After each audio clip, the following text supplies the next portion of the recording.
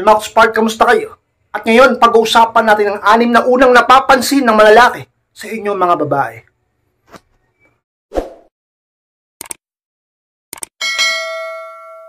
At kung handa na kayong labas na po tayo, at muli, be inspired!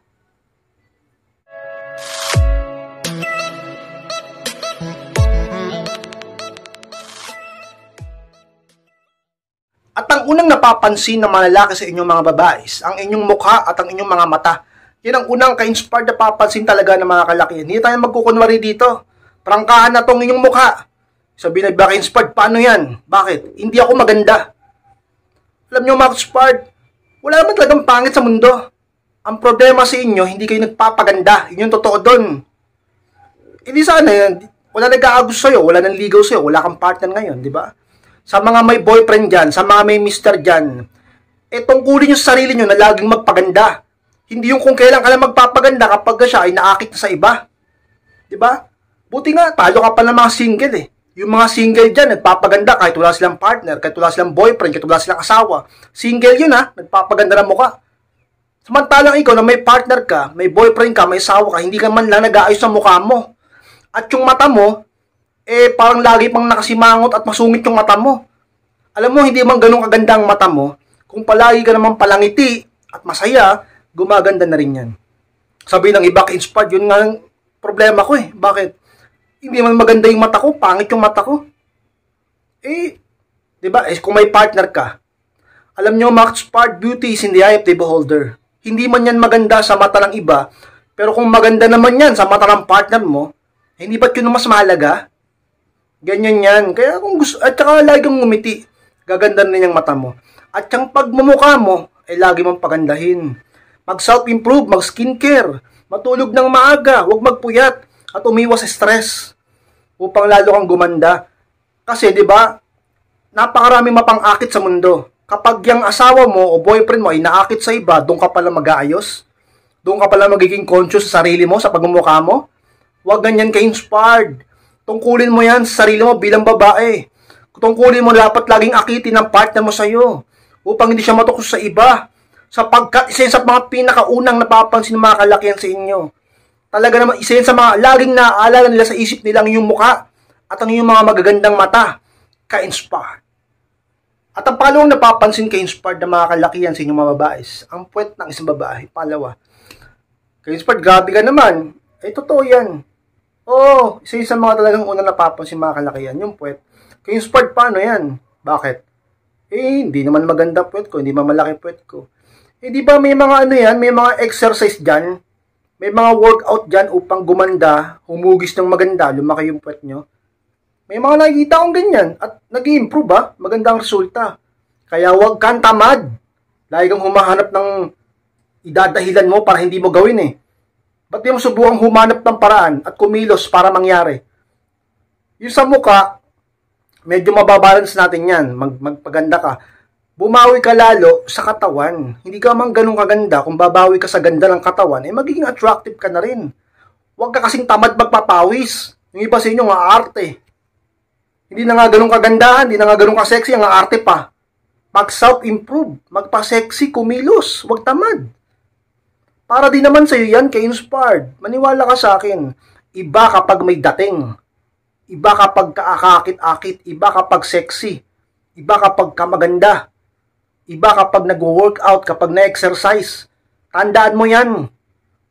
Sa umpisa lang yan mahirap na mag-exercise, magpaganda ng katawan. At sa mga sikreto, manood ka sa kung saan man na social media o magpaturo kung paano mo mapaganda yung back mo, yung likuran mo, yung puwet mo. Diba? Kung single ka, sigurado ka marami maghahabol sa'yo. Kung may partner ka na, sigurado lagi siyang talagang maaatat at masasabik sa'yo. At lagi niya mas gugustuhin sa'yo kaysa sa iba. Sa pinakasikreto. Bagay na talaga namang sa mga pinakaunang napapansin mga kalakihan sa inyo. Totohanan na, pangkaan na, walang plastikan. Ang inyong likod, ang inyong puwet, ka-inspired. At pangatlong napapansin, ka-inspired na mga kalakihan sa inyong mga babaes. Kung seryoso ka ba o masayahin na babae, patok inspired. Yan yung pag-uugali yung ganyan. Yung katangian na ganyan. Nalalaman ng lalaki, napapansin ng mga kalakihan sa inyo eh. Kung ikaw ba ay masayahing babae o masyado kang seryoso. Alam nyo, mga ka-Spark, mas kaakit-akit yung mga babae na masayahin. Pero di man sobra, dapat medyo may pagka-mysterious ka din. Yung sobrang masayahin na, tapos hindi mo lang inaasikaso yung buhay mo. Puro ka lang saya, puro gimmick. Dapat balance yan. Ganyan yan. Ngayon napapansin niya na lalaki sa iyo. May mga lalaki na gusto yung babaeng sobrang seryoso. May mga lalaki naman na gusto sa babae yung masayahin. Alin ka ba dyan sa dalawang yan? Ikaw ba yung klase ng babae na masayahin? O masyadong seryoso sa buhay? Tandaan mo, King Spard, na talaga namang kapag ikaw ay klase ng babaeng masayahin, ay maraming manliligaw sa iyo. Tiyak yan sapagkat madali kang lapitan, madali kang kausapin, at magaan ang loob nila sa iyo. Kung masyado ka naman seryoso, kahit na mahirapan sila sa iyo, may maghahabol pa rin sa iyo sapagkat sila ay matcha-challenge sa iyo. Alin ka man sa dalawang yan, meron at merong mahuhulog sa iyo. Ang sinasabi ko lang dito, isa yun sa mga unang napapansin na obserbahan ng mga kalakihan sa inyong mga babae kung kayo ba ay masyadong seryosong babae o babaeng masayahin ka-inspire. Pang-apat na napapansin ka-inspire ng mga kalakihan sa inyong mga babaes, yung amoy ng isang babae, pang-apat ka-inspire. O yung amoy ng babae. Alam nyo, isa pinaka talaga naman, nakakagigil, nakakaakit, at hinahabol-habol ng mga kalakihan yung mga babaeng mababango. Hindi ka man ganun kaganda. Kung napakabango mo naman, talaga namang meron at merong manliligaw sa iyo. Meron at merong makikipagkilala sa iyo. Meron at merong didiskarte sa iyo. Meron at merong maghahabol sa iyo. Kaya lagi ka dapat magpabango. Baka pati sa pabango, kuripot ka. Baka pati sa pabango, ayaw mo. Huwag kang ganyan, ka-inspired. Dapat lagi kang mabango, kababae mong tao. Lalo na kapag may partner ka na. Diba? Yung amoy nyo, isa sa pinakamahalaga sa mga kalakihan. Ka-inspired, grabe naman kayo, isa sa pinakamahalaga? Oo. Isipin mo, yung babae, kababaeng tao, mabaho. Ka-inspired, hindi ako mabango, pero hindi rin ako mabaho. Okay din yan. Pero, diba?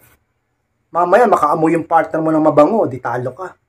Magpabango. Isa yun sa mga sikreto. At isa yun sa mga unang napapansin ng mga lalaki sa inyo. Lalo na kapag single ka pa.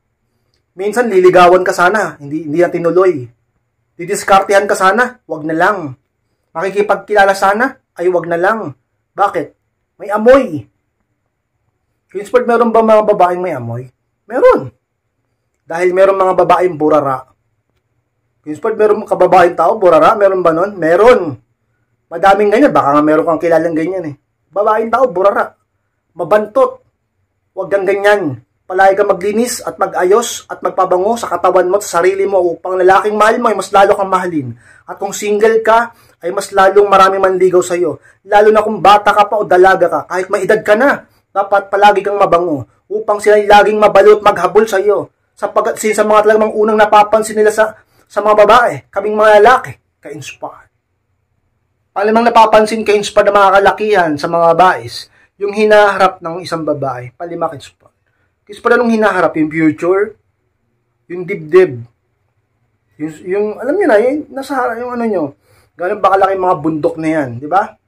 Ka-inspire yung totoo. Oo, sa mga napapansin ng mga kalakihan. Ka-inspire paano yan? Bakit? Maliit plat. Parang na-plat na gulong. Pagka ganyan, may mga diskarte pa rin dyan. Kasi parang ng diskarte. Di ba yung iba naglalagay ng padding? O kaya naman sabihin natin, may mga diskarte dyan. Yung iba nagpapaturok, nagpaminom ng gamot. Yung iba nagpapadoktor. May mga budget, may mga pera. Inspired, paano naman kami mga walang pera? Alam nyo, hindi man ganun pinagpala sa hinaharap, sa boobs. Bawiin nyo sa ibang bagay. Magpaganda ka ng mukha, sa forma mo, sa amoy mo, sa puwet mo, diba, sa kutis mo. Alam nyo, isa yun sa mga talaga napapansin ng mga kalakihan, pero pwede naman mabawiin sa ibang bagay. Marami naman babae na hindi ganun kalaking hinaharap, pero malaki ang puwet. Meron naman malaki ang hinaharap, flat naman ang puwet. Meron namang mga babae dyan na hindi man malaki ang hinaharap, pero masyadong mabango. Malinis sa katawan, maganda.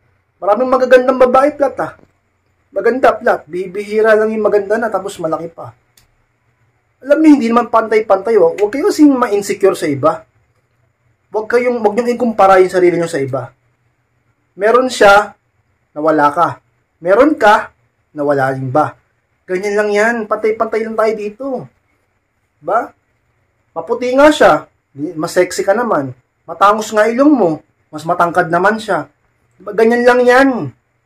Eh, kung pinagpala ka sa dibdib, eh napakaswerte mo sa mga unang napapansin ng mga kalakihan. Kaya Inspired, grabe naman kayo mga kalakihan, ang babastos nyo. Eh, bastos na kung bastos, at least nare-real to ko kayo, ano? Magkukunwari ako dito, magpapaka-plastic tayo dito. Ang gusto nyo, plasticking ko na lang kayo. Magsisinungaling ako? Yan talagang totoo eh. Napapansin talaga sa mga napapansin ng mga kalakihan, yung inyong dibdib, yung hinaharap, yung boobs, di ba? Eh, may diskarte yung iba nga, iniipit yan eh. Kasi pa naman iniipit. Mapansin mo lang, iniipit. Di ba naman, susuot na sobrang laking bra. Ang bahala ka sa diskarte mo. Ang mahalaga, magpakabuti kang tao. Maging mabait na babae. Sapagkat ka-inspired, mas mahalaga ang pag-uugali kasi sa itsura. Ang personality kasi sa pisikal. Ang puso mo. Yun mas mahalaga. Kung sino ka sa kalooban mo. Kaysa yung panlabas na kaanyuan. Sapagkat lahat yan nilipas. Ang magandang mukha, ang magandang katawan, mawawala yan pag tayo ay nagsitandaan na. Pero ang kabutihan mo kung sino ka, yan ang mananatili. Kaya huwag masyadong problemahin kung maliit ang hinaharap mo. Isa man yan sa mga unang napapansin ng mga kalakihan, pero hindi lang naman yan ang lagi nang napapansin. At dahilan kung bakit sila nananatili sa'yo, kundi kung sino ka ka-inspired. Pang-anim ka-inspired at namang unang napapansin ng mga kalakihan sa inyong mga babae ang ugali ng isang babae. Yung pang-anim ka-inspired. Diba? Sabi ko sa inyo, yung pinakahuli, yung pag-uugali. Walang kwenta kung maganda ka. Sexy ka, malaki ang hinaharap mo, malaki ang puwet mo. O ano pa man, mabango ka. Pero kung pangit naman ang ugali mo, papangit na rin itsura mo, papangit na rin ang amoy mo. Inspired, ano yun? Ano yung magic? Hindi ito magic. Ito ay talaga namang pagiging natural kapag umiral sa mga kalakihan, ang sinasawag na integridad. Ano ibig mo sabihin kay inspired? Isipin mo, isang lalaki na may respeto sa kanyang sarili. Maganda ka nga, pero binabastos mo naman siya. Mag-i-stay ba sa'yo yan? Iiwan ka niyan, ipagpapalit ka niyan sa iba. Walang kwenta yung ganda mo. Iiwan ka din yan kung pangit naman ugali mo. Kaya isin yung mga ugali nyo. Mag-self-improve, pero improve niya rin yung personality nyo. Hindi pwedeng habang buhay ganyan ka. Nanonood ka sa akin, gusto mo ng relasyon, gusto mo ng matinong lalaki, pero ikaw naman yung ugali mo, hindi mo binabantayan. Paano ka magkakaroon ng makakasama niyan pang habang buhay? Gusto mo tumandang mag-isa? Sa ngayon, sinasabi mo, oo, okay lang, hindi ko kailangan ng lalaki. Dahil bata ka pa. Eh, pag nagkaedad ka na, doon mo ma-realize, kailangan ko pala ng partner sa buhay. Kaya yung ugali mo, ayusin mo. Oo, magpaganda, magpa-sexy. Magpabango, mag-ayos ng sarili. Pero, lagi mong tanandaan, ang pag-uugali ng isang babaeng pinakamahalaga sa lahat. Kung ano ang laman ng iyong puso. Kung sino ka, at kung paano ka makitungo at makisama sa partner mo. Kung anong pinapakita at ginagawa mo sa kanya, sa harap at likod niya. Talaga naman ka-inspired. So sa mga talagang napapansin na mga kalakihan sa inyo, hindi nyo lang napapansin sa kanila. Inoobserbahan namin kayo. Inaalam namin ng totoo. Kung sino ka, hindi lang ang itsura mo, kundi pag-uugali mo, ka-inspired. Mga ka-inspired, maraming salamat po sa pagtapos sa vlog nito. Please pong kalimutan na mag-like, comment, and pakishare na rin po ng video nito upang makatulong din naman po tayo sa ibang tao at sa mga hindi pa po nakaklik ng subscribe. Click niyo po yung subscribe, mga ka-inspired, click niyo po notification bell upang ma-notify kayo pag may bago akong upload. Sa mga gustong humingi ng payo, magpa-coaching, makausap ako. Message lang po ako sa aking Facebook, yung profile picture ko. At kapag nakita niyo yan, i-message niyo ako po mismo ang siya magre-reply sa inyo. Maraming salamat mga ka-inspired, mag-ingat kayong lahat. Mahal ko po kayo. At muli, be inspired.